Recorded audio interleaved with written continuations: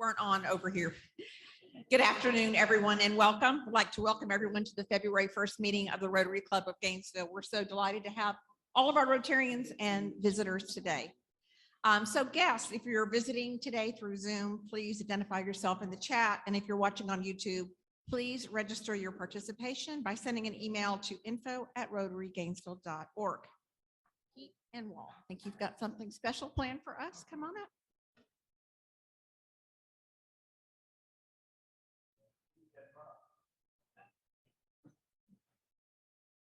So we're going to take, we have a duet today. Speak to the mic, speak to the mic. Can you hear me now? Can you hear me now? We got a duet today. This is Bob Crane from Norwell, from Iowa, Cedar Rapids. You're from Iowa too. Well, I am. Part of me is. This part. Oh, this part right here. Anyway, so I'm going to tell you the joke, and Bob's going to sing the song. And then I'm going to lead the Pledge of Allegiance. I'm going to try something different here. So just want to let you know that my wife and I were watching PBS the other night, and it was a documentary on human cloning. And she looked at me after it was over, and she said, you know, I really don't understand the science behind human cloning. And I said, well, that makes two of us. Your turn. I still don't know what's going on. You're supposed to sing with me, I think. Anyway, we've got a maestro on the piano over there. We need about 4 measures.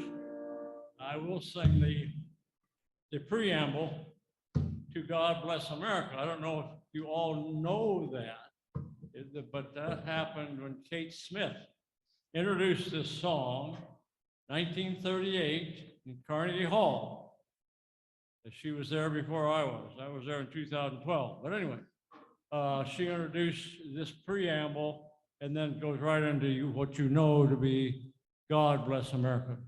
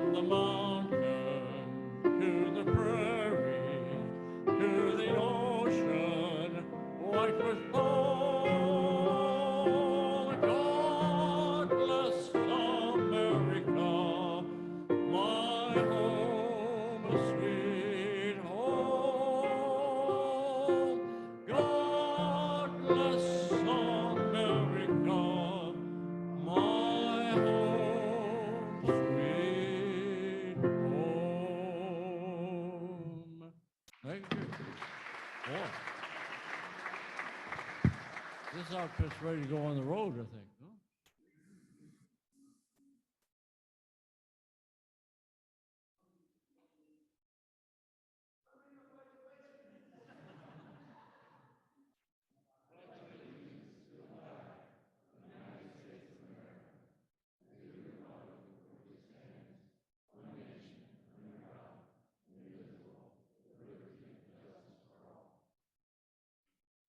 Thank you both very much. Appreciate that. All right, we're going to move right on to the invocation now with Eric Spivey. Good afternoon. Please pray with me. O God of creation, we pause today to give you thanks for the diversity of our club and our community. We celebrate the uniqueness of each individual, their gifts, their vocations, their skills, and their service.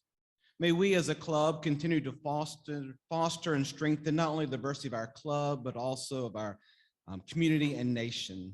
May our values, our work, and our service bring people together across the many divides, the many things that divide us, so that we will come together in unity of purpose. We pray also for Rotary International and her leadership across the nation, across the world. May their work grow stronger as we work together to eradicate polio and strengthen communities from the smallest of villages to the largest of cities. Thank you for the opportunity that we have to be part of something that's bigger than ourselves and help us to work together right here in Gainesville where we are planted. In your name we pray. Amen. Thank you very much.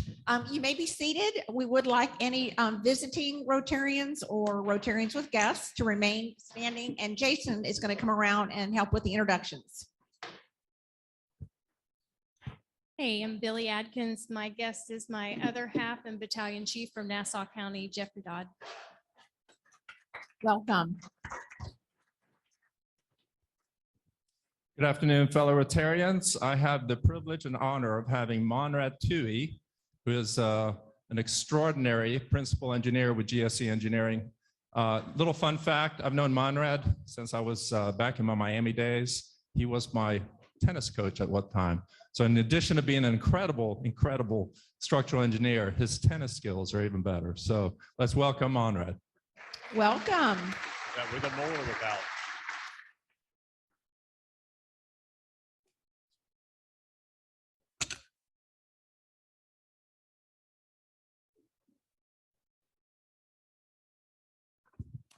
So Helen Gilstrom couldn't be here today, so she's asked me to introduce her guest, Nate Cross. He's the Director of Development at the U of F Performing Arts. He was a Rotarian and he's coming back to see what's going on in our club now. So welcome, Nate. Welcome, Nate. Hi there, this is Stephanie, and she's going to tell you about herself. Hi, I am Stephanie. I'm the development director at Critter Creek Park Sanctuary here in Gainesville, and this is my first Rotary meeting, so I'm excited. Thank you. Welcome.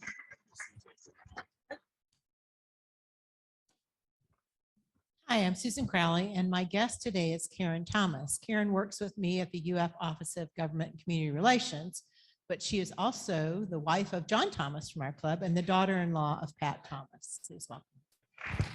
Welcome, Karen. Hi, I'm Scott Winsler, and I'm very happy to introduce my new colleague, Dawn Campbell, joining our Habitat team. Welcome, Dawn.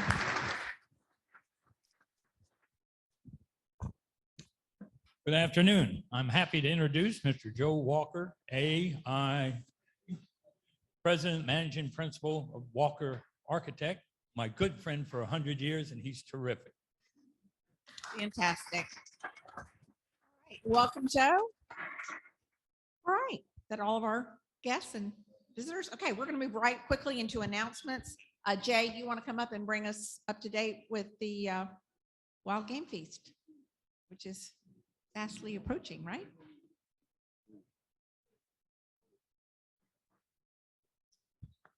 Good afternoon, fellow Rotarians. The time is getting near. So we've got coming up this Thursday, it'll be 4 weeks until the game feast. So starting to get excited about it. Again, thanks for all the effort in getting tickets and raffle tickets sold and purchased. We really appreciate that. Sponsorship has been absolutely amazing, as we've talked about already.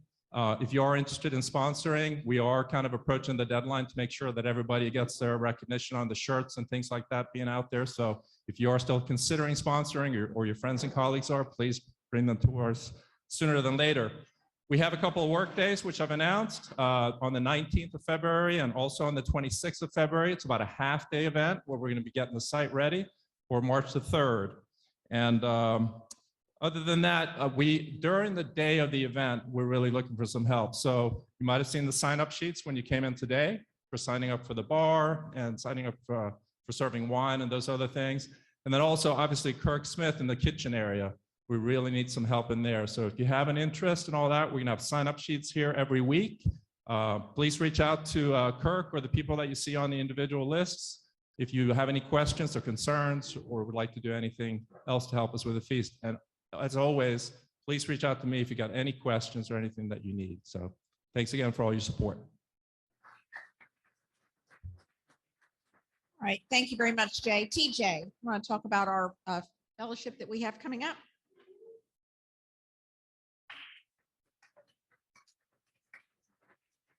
Thursday at 6 o'clock, we're going to be doing a tour of the Child Advocacy Center on East University. That is one of the recipients of this year's Wild Game Feast funds. I think they started the renovation that they're paying for with the funds from our event today. So we'll get a little bit of a sneak peek at that. So Thursday at 6 p.m. If you're interested in coming, info's in your email. Please sign up and we look forward to seeing you. Thank you. Thank you, TJ, and for all your hard work on all of the wonderful events that you plan for us. At this time, we do have a new member craft talk. I'd like to bring up Matthew Brady and Billy Atkins for a craft talk. Thank you very much. I have a great honor and privilege to be able to introduce one of our newest members to the club. It's ironic we're very close to the feast because I first met Billy 3 or 4 years ago, 4, right? As she was coming and becoming a sponsor and also becoming involved, not just herself, but her daughter involved in volunteering, as each of you heard the opportunity to do the same. Billy has visited with us for those past 4 years and have built many friendships within the club. And I encourage you to, after today, take advantage of an opportunity to get to know a wonderful person, someone dedicated to our community, and a great Rotarian. And I'll introduce now Billy Atkins for her craft talk.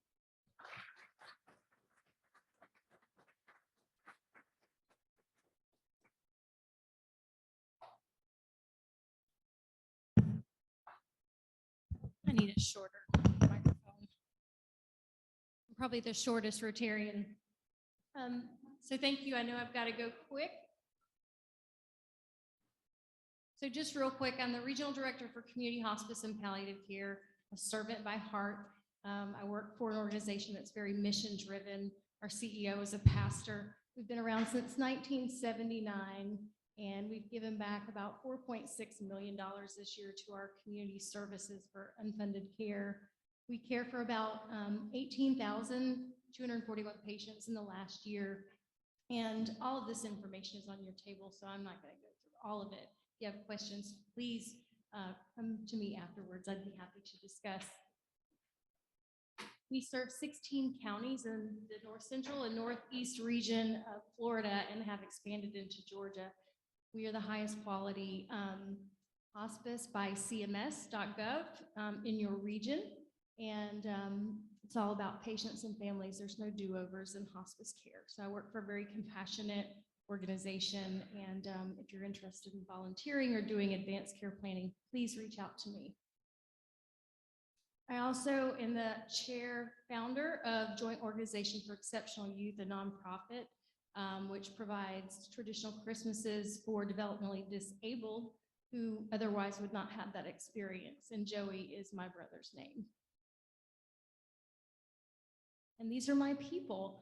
A dental assistant, a battalion chief for Nassau County. The youngest got to go to Stetson and graduated from RILA and received a Rotary scholarship, as well as the president of Interact at her club at her high school. So she'll be here in Gainesville at college next year. And so we're just going to keep serving our community. And thank you for having me. And I'm glad to be a part of the club.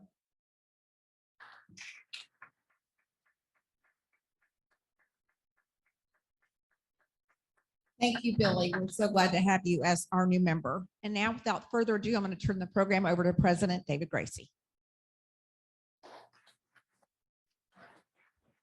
Good afternoon, fellow Rotarians and guests. I'm so glad we've got another great turnout today. Today is a very important day for the club. As you all know, we're going to be doing our voting for new directors, the directors who would be assuming office in July and serving a 2-year term. So we'll get to that momentarily, but First, I want to thank Miss Belinda Billy Atkins for that craft talk. And yeah, Billy, please, as you're coming up, we've got quite an agenda today, so I'm going to be brief, but I'll just say I don't know Billy terribly well, but we have some mutual friends that we discovered when I did, as Matthew suggested. I took a minute to talk to Billy a week or two ago, and I'll tell you that you know, we got someone who's going to be a great Rotarian. She we had a kind of a miscue about where the tablecloths were, and it was Melanie told me actually Billy Atkins volunteered to take them home and wash them. So she's jumping right in trying to help. Billy, that's okay. That's okay. Thank you for doing your craft talk and welcome to the club.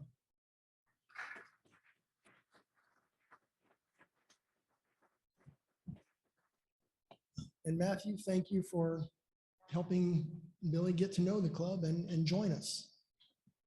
Folks, I've got just a couple of things I want to mention. And the first one is a reminder that a week from Tuesday, so 2 weeks from today, not the next meeting, but the following meeting, we'll be meeting across the street at another CADE facility. And rather than try to describe to you exactly where that is, I just want to let you all know that, to be prepared for that.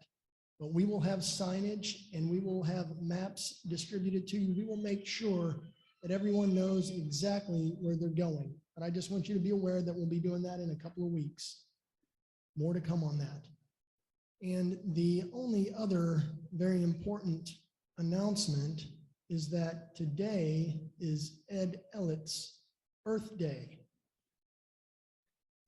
So Ed,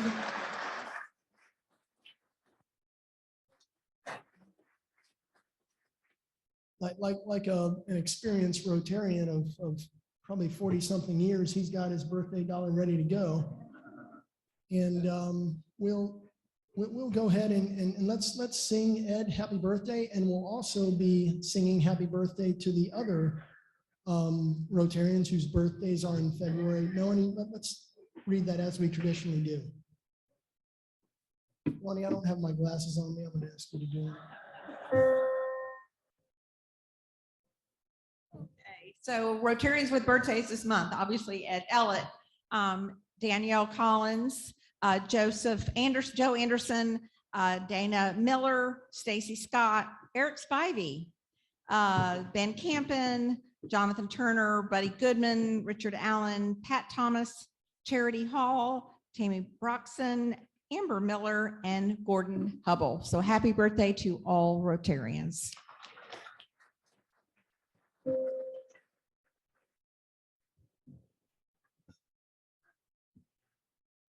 Happy birthday to you.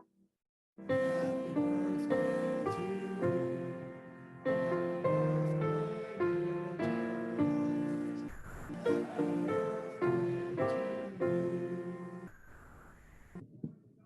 And thank you, Melanie, for getting the birthday cake that's back here. It's a carrot cake, and Melanie has kind of shifted to carrot cake because that evidently is the cake that everyone enjoys the most. So thank you, Melanie, for continuing to do the cakes.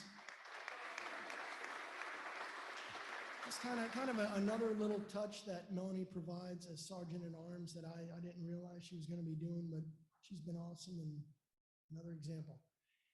Okay, folks, so now I am going to ask the chair of the nominating committee, Miss Linda Reinhardt, to come up, and we will conduct the elections.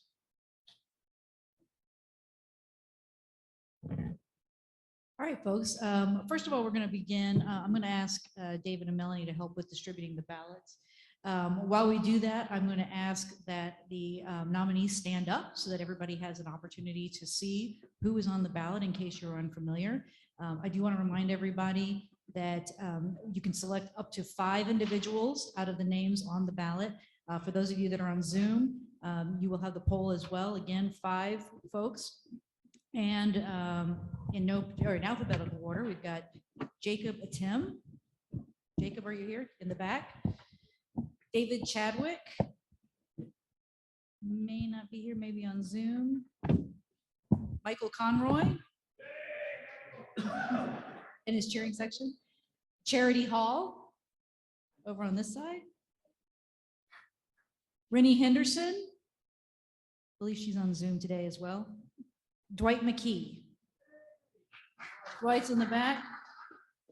Jenna Ostis. So Jenna's up here. John Thomas. I don't believe he's here today. And Tim Williams. Here. And Scott Winslow. Thank you to all of these folks for agreeing or volunteering to serve on our board. I think any of them will do a fantastic job, and we're looking forward to getting your results.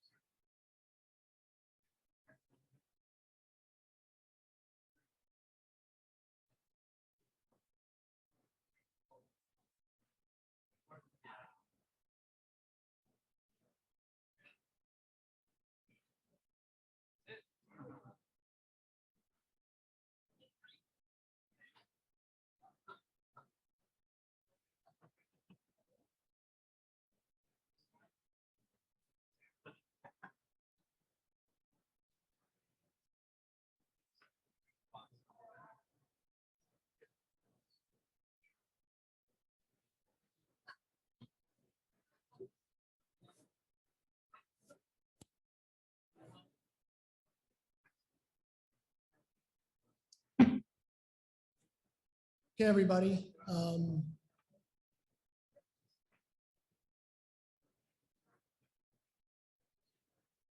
Hey, Jason, would you mind helping collect the, please, we got to get going with Cydney's program. Yeah, of course, well, we don't, the results aren't going to come anytime soon, Tom. We've got to do a lot to count. But Susan, I'm going to ask you to please just come up as we're collecting the ballots. I want to be sure to give Cydney as much time as we can. Thank you.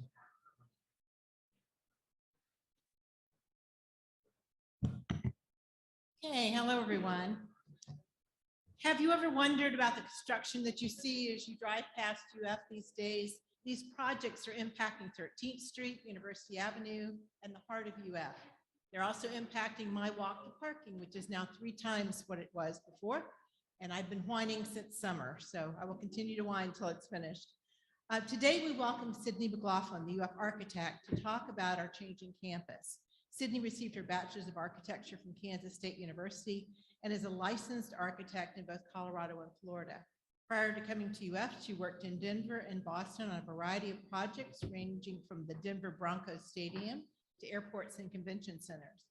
In 2003, Cydney joined UF as a project manager where she took on increasingly complex projects. In 2019, she was appointed UF architect. Additionally to running projects at the University of Florida, she also ensures that the projects comply with ongoing planning initiatives such as the campus master plan, strategic development plan, and the landscape master plan. Please welcome Cydney.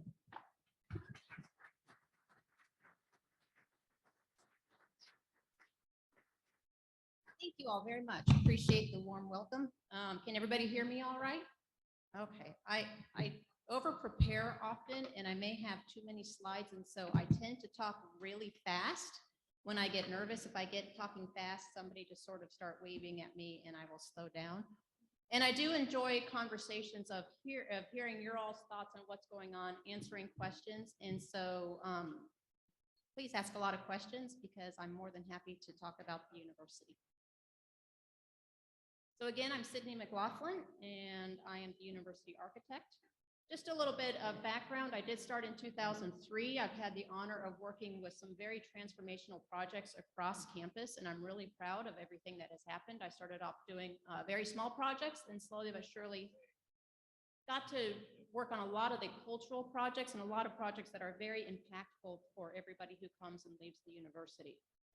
In 2018, I was named as the university architect. I do quilt on the side as kind of a hobby of mine, but I like to think of the campus as being a quilt. You know, you want the whole thing to feel together, but yet you may have these individual pieces that pop out. So you have the fabric of the quilt and you have the background, but you do have these statement pieces. So I think about that as kind of the 5,000-foot view, which most people don't see the campus at that view. So I really put a lot of effort into the pedestrian experience. And what does it feel like to walk across the campus? Do you feel welcome? Do you feel like this is a place that represents you? Especially for our students, because this is their first step into becoming an adult and so much is happening in their lives. Part of that is our landscape master plan, which is really creating a lot of pedestrian-friendly space across campus. So everywhere that is blue would become pedestrian only. There might be, local traffic for some maintenance vehicles, for emergency vehicles, trash, stuff like that. But for the most part, it will be pedestrian only. And this will make the university one of the largest pedestrian-friendly universities in the nation. But to get here, there are a lot of projects that we need to do to get us to this place. All the projects that are in orange are projects that are currently underway, and a lot of the others we've started working design and we've started trying to plan the funding for those. Sorry. So I want to talk next about projects that are in construction. Projects that are recently complete. So the Florida Ballpark is one of the greenest ballparks in the nation. It just received the highest amount of rating of any other ballpark. And that was done by Populous with Walker Architects. And we have Walker here in the room with us. If you haven't been there yet, I haven't done a baseball game yet, but I hear it's a really, really great experience. Next is Norman Hall, which is one of our historic buildings across 13th Street from the university. It's one of our older buildings. We did a small addition to it and refinished the inside of it. A lot of these projects were completed right before COVID or right after COVID started. So they really haven't seen the full experience of our students and how impactful it will be. We're starting to see that now, but a lot of these, it's been a little bit of a slow start. PK Young is a new building that came online for our students at PK. If you remember right, PK is a part of the University of Florida. It's been well received. It's a brand new building that's got some research in it. It's got teaching, and it looks at the way that you teach a lot differently. So there's a lot of community type workspaces in the lobbies and how do they use the building differently. The Herbert Wertheim Laboratory for Engineering Excellence. This is kind of a new part for the College of Engineering. And it serves the students everywhere from their freshman year, which is the first floor, which has all sorts of maker spaces and labs and advising spaces. And then as you work your way up through the building, the top of the building is lab space where they do cellular research and all sorts of other small research up there.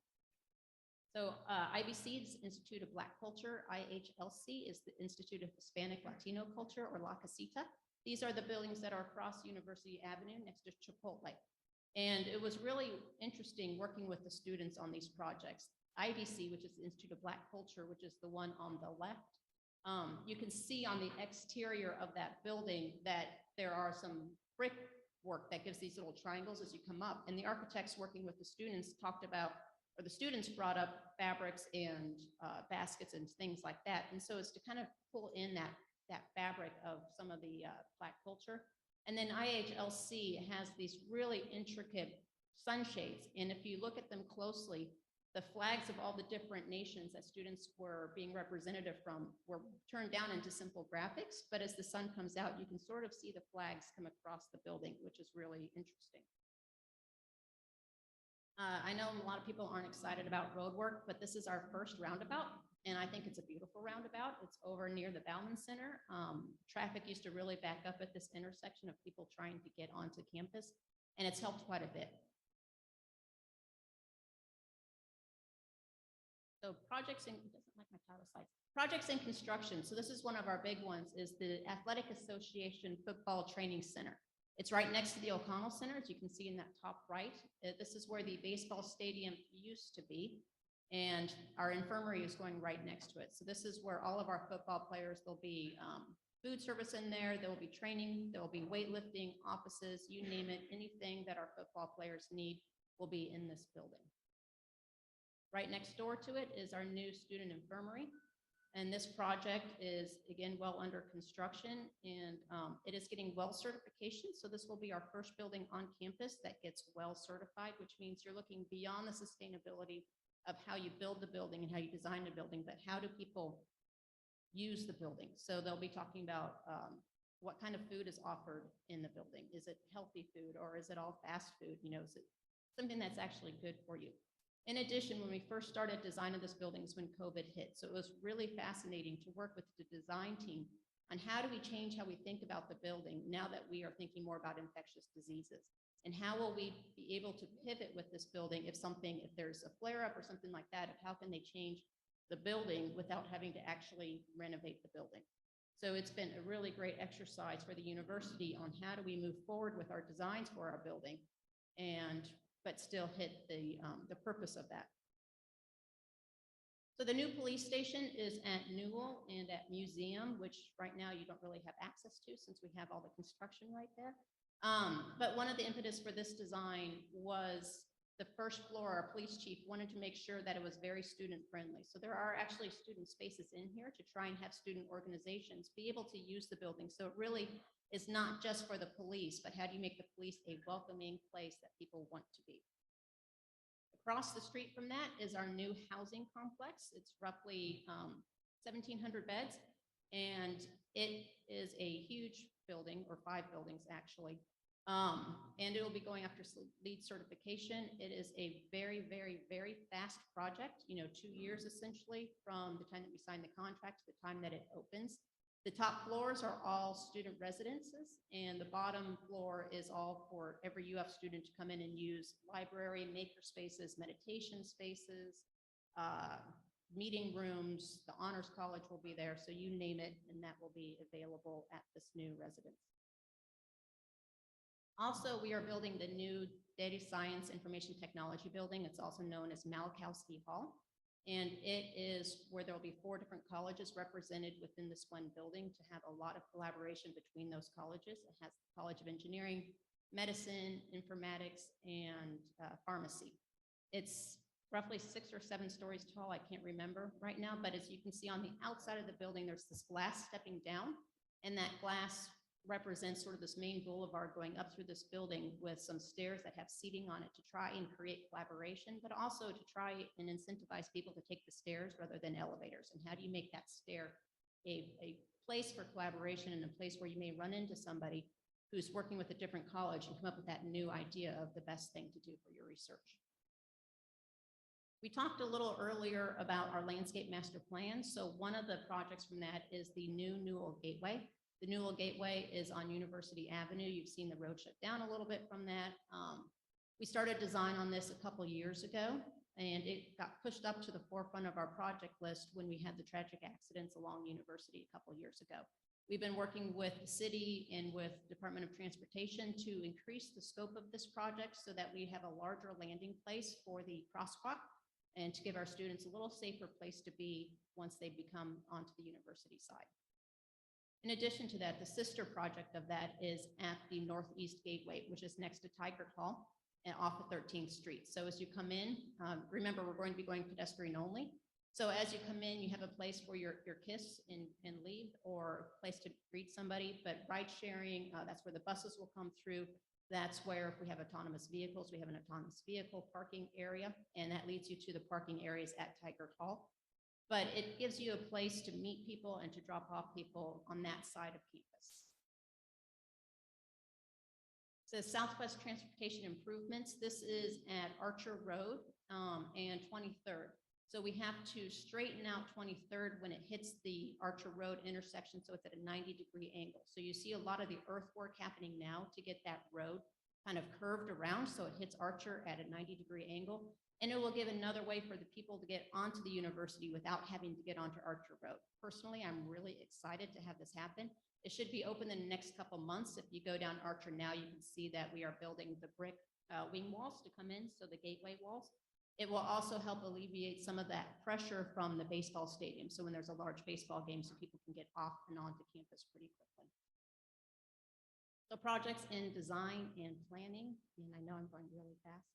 So the Harn is expanding. We hired Todd Williams and Billy Chin architects. On the left are a few of their sample projects. They've done the Hood Museum as well as Dartmouth. The bottom of little kind of rendering is of a print study center that they are doing, similar to what we have at Dartmouth. And above is just a quick looking down the Cultural Plaza. This project is one of a few happening at the Cultural Plaza right now. And it'll be the one that kind of starts greening up the plaza. So it's not the cultural parking lot, it's more of the Cultural Plaza, and how do we get that to be a green space and a more welcoming space. As you all probably know, the Cultural Plaza is one of those places on campus that really is that place where anybody can come to the university and anybody can come and spend time there and feel welcome there. The Phillips Center is also undergoing some planning for some future projects, which we are fundraising for right now. One of the main projects for that is the main house. So the house, if you've been in there recently, the acoustics probably aren't as great as they could be. It feels like it hasn't been renovated in a while. The sight lines aren't great. You know, if you're in the very back, you're really feeling like you're in the very back. So Invocation architects worked with us on this feasibility study of how can we make the acoustics better? How can we make the sight lines better? How can we make it more accessible for our patrons who have some mobility issues, and you have some seating for chairs right in the center of the space. In addition, if you think about the Phillips Center, when you first start to walk into it, you are really hit by that stair, and it really decreases the amount of usable space that they have. And so we're looking at putting an addition onto the front of the building and moving those stairs to the side. So as you come in, you are greeted, you have a place to mill about, to see your friends, to talk to people, maybe have some pre-performance or post-performance things happening. And that's the vision for them. In addition, they need a little bit of green room space. They need some more administration space. And we are currently fundraising for this project as well. So next, the Florida Museum of Natural History, the Thompson Earth Systems Institute. This project, these are all inspiration images. We will be kicking this off this spring. We'll start architect selection in a couple weeks on it.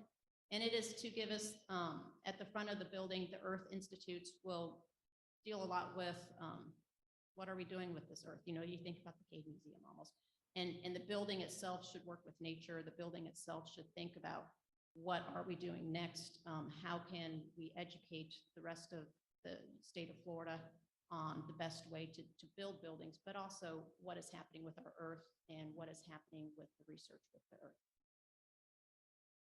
Finally, just kind of a whole list of other things that right now are in design and in construction. We have a lot of utility work happening right now. You know, most of our utilities are at the end of their useful life.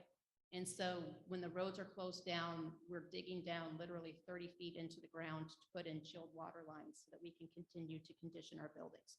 We are upgrading our central energy plant so that we are able to provide energy to the university. We are working with Duke Energy on some new electrical substations over kind of behind Jimmy John's. And so there's a lot happening with our infrastructure on campus, because in order to stay top 5 and in order to support the research happening on campus, we need to have that stuff behind the walls and underground that nobody sees or thinks about. But if that's not working, then the rest of the university is not able to work as well. And with that, I will open the door for any questions. I have more projects I can talk about if you'd like me to do that too.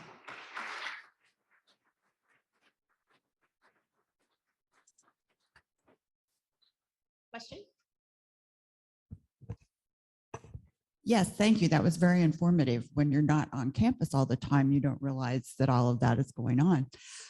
My question has to do with the Phillips Center and some of the changes that might occur there. Would you be entertaining the, also in addition to making room for wheelchairs and walkers and things like that, some of the larger size seats, and also the sound system and its transmission and its ability to pick up Bluetooth, I believe it is, for individuals with hearing impairment?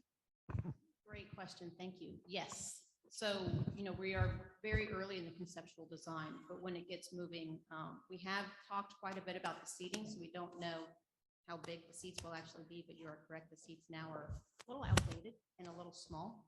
And we have had quite a bit of discussions with technology and the audiovisual system and the Bluetooth side of things. So yes, the audiovisual is a part of the acoustic package. Hello, Greg Young.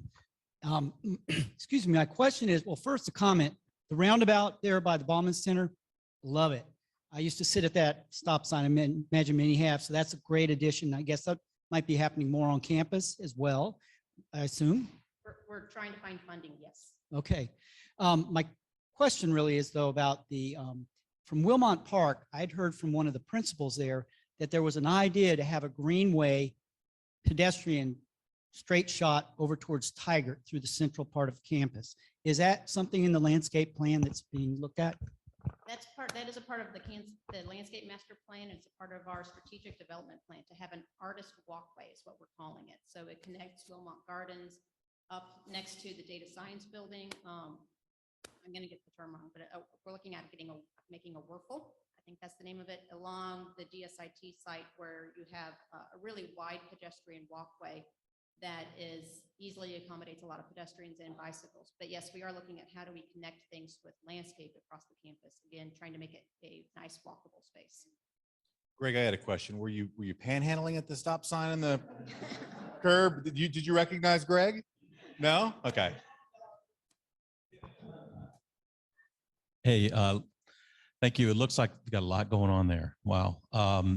Could you comment again on what's going on at the corner of 13th and University where the old Kangaroo gas station was? What's going on right there? Well, there is a private condo place or apartment place going up next to it. And that corner site, we don't have any plans for that site at this point.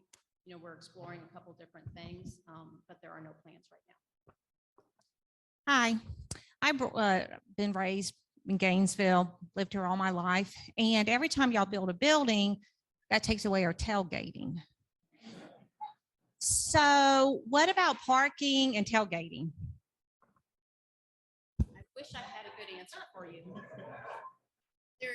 On campus, there is always this push-pull between parking and trees, to be completely honest. And we are always trying to balance that together.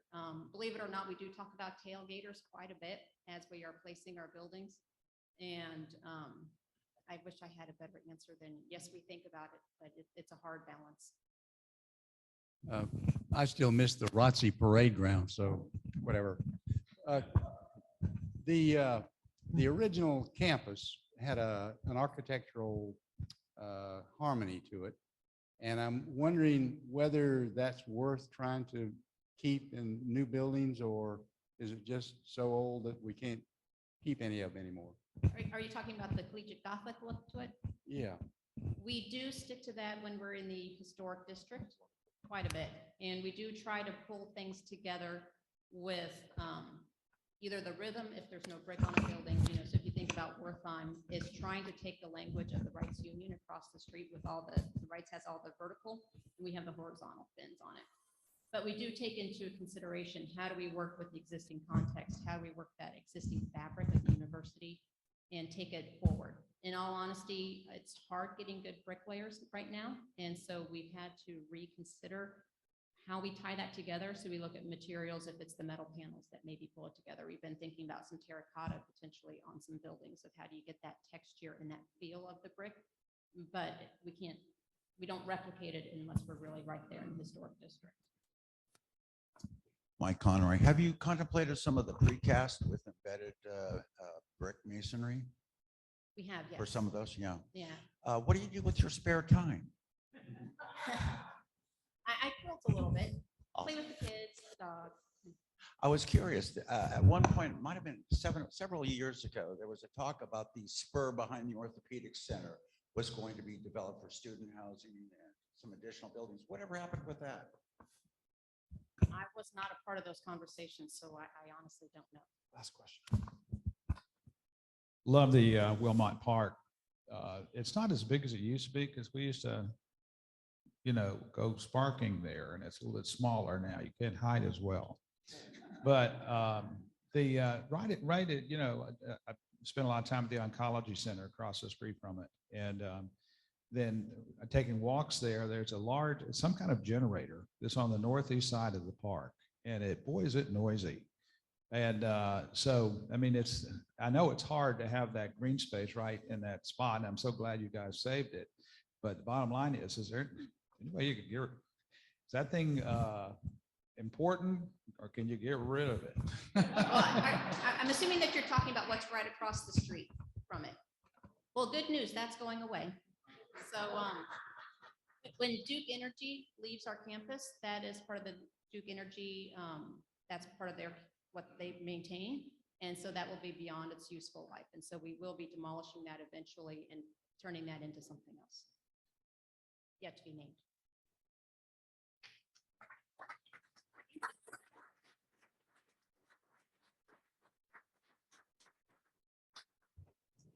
Cydney, thank you for your talk. Obviously, very well prepared, a lot of interesting slides. And I'd say just for me, my couple of takeaways I have is, Pete was asking about, hopefully continuing the as you referred, the Gothic look of, the old collegiate, kind of the dark. I think of Duke University, visiting that campus. It's almost like, wow, you don't do anything here but study. But it seems like there's such a diverse spectrum of all the different projects. I mean, just different things and different construction firms, different engineering firms as the builders and the designers. And I think what's so cool, it at least seems this way to me, that UF at least makes an effort to work with the local firms. I know we all saw a lot of familiar names, a lot of Rotarian firms up there, so we appreciate that. And again, we appreciate your talk today, and to commemorate your talk and to thank you and to give you something to take away, to hopefully remember kind of what Rotary is about, is our four-way test coin.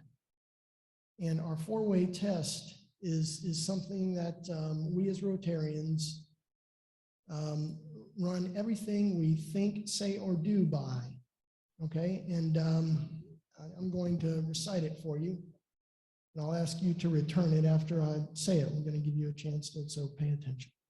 Okay. I've been saying it now for several weeks, so I know it pretty well. I think it's 25 words, and all the things we think, say, or do, we ask, is it the truth? Is it fair to all concerned?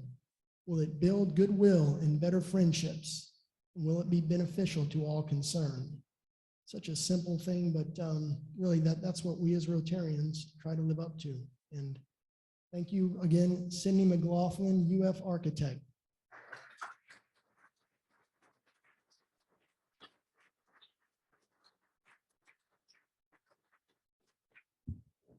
Okay, everybody. First, I want to again say thank you to everyone who was nominated and who agreed to be nominees. This was a process. I won't go into that again, but the 10 folks who were nominated agreed to serve the club. So again, I want to give them a round of applause. That's kind of a big thing to do. It's a request of a lot of time and a lot of attention. So thank you to all 10 of you.